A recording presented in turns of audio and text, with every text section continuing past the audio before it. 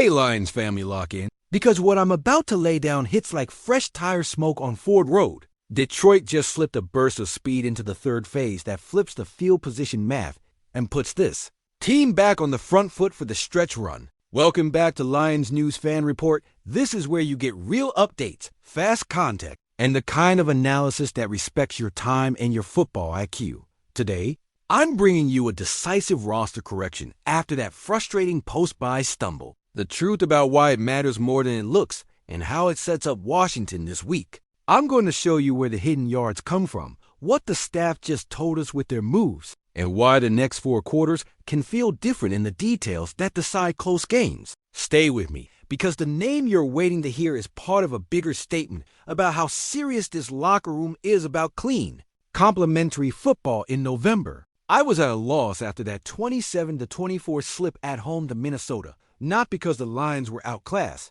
but because the margins were mismanaged. That's what stung. Dan Campbell owned it after the game, and that matters. When your head coach puts the whole thing on his chest, it sends a current through the building. So what do I look for next?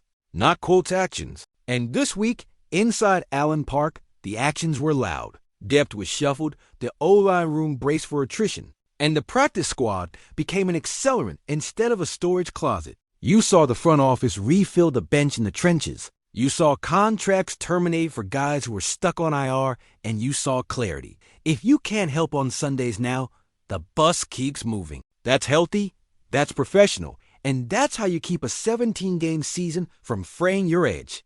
Let me give you the quick roadmap for this video so you know exactly what you're getting from me. First, I'm going into the domino that opened the roster spot and what that tells us about the offensive line timeline. Second, I'm breaking down the third phase fix the staff just greenlit and why it's not just a jersey swap. It's a coverage lane solution with real snap-to-snap consequence. Third, I'm applying it to this week's opponent and why the QB situation in Washington turns those hidden yards into scoreboard leverage. And then I'll close with my prediction of the ripple effects you're going to feel by the middle of the second quarter. That's the plan. If you're here for verified moves, practical impact, and a voice that talks like a fan but thinks like a scout, you're in the right place. Step 1, the spot. Detroit placed guard Christian Mahogany on injured reserve, the kind of gut punch you hate for a young lineman who is earning trust with his attitude and anchor. It's a reminder of how fragile depth is when you've built a tough, heavy run identity. You saw the front office brace quickly, practice squad reinforcements at tackle and guard. A veteran body at right tackle to stabilize look team reps, plus a guard who can mash in a pinch. Those are boring but necessary moves that stop Tuesday problems from becoming Sunday disaster. And then came the correction that matters for this weekend's whistle-to-whistle flow. Because the tape doesn't lie.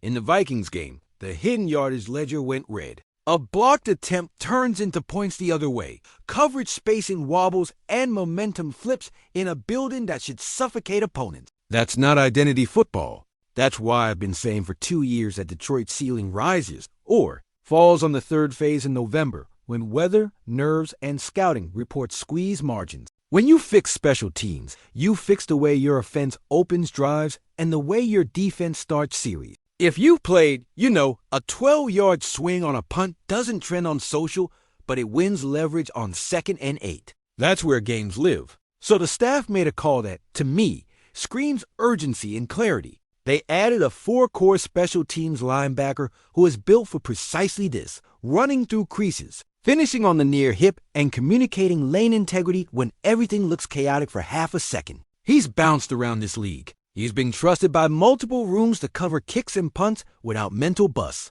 And he has the long speed to close the last 5 yards when a returner thinks he's safe. He's played in more games than most casuals realize because special team stalwarts don't get lower third graphics. They just get the coach's handshake after a clean rep. You don't add this profile by accident. You add it when you need immediate field position stabilization and when you're facing an opponent whose backup quarterback changes the calculus on how aggressively you can pin them deep. Before I name him, understand the sequence that brought us here because that's where you read intent. First, create the seat. Mahogany to IR. Second, clear the books. Justin Herron and Kenny Yeboah out with injury settlements, tough breaks for 2 pros who are trying to battle back. but it frees flexibility to keep the 53 tight. Third, backfill the scout team in emergency depth so the weekly install doesn't cannibalize your starter. And now, flip the switch. Take a speed linebacker off your own practice squad and turn him into a Sunday-ready chess piece who can cover kicks, set an edge on punt return, and be your safety net if a linebacker gets dinged in sub-packages. That is roster building with a calendar in mind. All right, here's your reveal. And here's why it matters. The Lions signed Tai Summers to the active roster from the practice squad. And the move is as much about message as it is about measurables. Summers is a 7th-round survivor who's carved out a career the hard way: special teams first, special teams second, special teams third. He's logged north of 80 NFL games since 2019 and tallied around 90 career tackles, most of them in the third phase. When Detroit called him earlier this season, he jumped right back into that four-core life, logging over 50% of our special team snaps in his appearances with no defensive reps asked of him. That's exactly the assignment. Do one job, do it clean, and do it fast. Even better, he returned to practice this week after a thumb issue from the Vikings game, which tells me the staff didn't just elevate a name, they elevated availability. That's how you protect your coverage units from the tiny cracks that became seams last Sunday. Why do I like the fit? First, speed and disciplined travel. Summers tracks square, trims angles without taking wild risks, and finishes on contact. That matters against Washington because the Commanders are going to lean into field position. Football with Marcus Mariota at quarterback,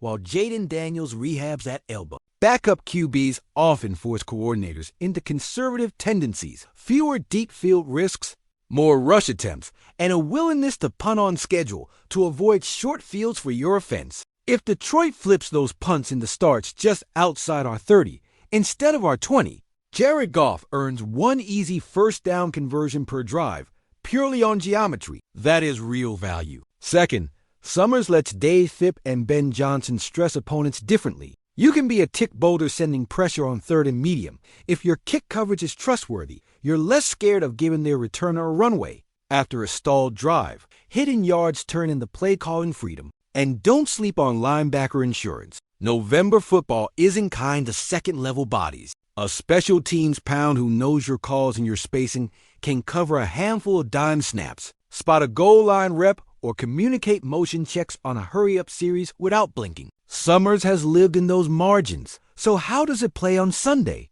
I expect the Lions to compress Washington early. Mariota will try to survive with rhythm throws and QB keepers. But if Detroit wins the coverage and return duel, the field shrinks for him in a hurry. That's when Aiden Hutchinson feasts on 3rd and 7s instead of 3rd and 3s. That's when Brian Branch can squat routes, and that's when Gibbs and Montgomery get short. Fields, after a fair catch at the 9, turns into a punt out of the end zone 2 drives later. Summers isn't a headline to the casual fan, but he's the guy who closes a lane that used to be open by 6 inches. 6 inches is the difference between a fair catch at the 14 and a crease to the 29. If you watched last week, you know exactly why that matters. Before I wrap, tell me what you saw in that Vikings game that bothered you most. Was it the blocked attempt that flipped momentum, the penalties in key moments, or the spacing on returns? Drop it below. I'm going to read every comment because this channel isn't just news,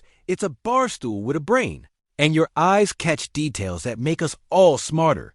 Now, my concise read. This is a professional, targeted correction. Summers to the 53 uses an IR opening to fortify the phase that failed. The staff aligned moves across the O-line and special teams to tighten practice and Sunday execution, and the opponent context backup QB conservative script magnifies the payoff. That's why I'm optimistic. If the Lions play clean in the third phase, they win by 2 scores. If they play just okay, they still tilt the math enough to control the fourth quarter. I'm betting on clean. I want your take on the front office approach. Are you satisfied with surgical in-season tweaks? Or did you want to splash at the deadline no matter the cost? Be straight with me. And if you're riding with this kind of detailed breakdown delivered with respect for your time, hit subscribe, drop a like, and keep notifications on. I'll be here with rapid updates and full field analysis every time Detroit moves a chess piece.